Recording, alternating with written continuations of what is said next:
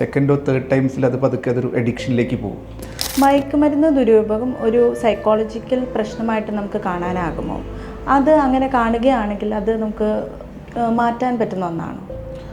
തീർച്ചയായിട്ടും മയക്കുമരുന്ന് അല്ലെങ്കിൽ ഇത് ഇപ്പോഴത്തെ രാസലഹരികൾ യൂസ് ചെയ്യുന്നത് തീർത്തും എന്തായാലും അതൊരു മാനസിക രോഗലക്ഷണം തന്നെയാണ്.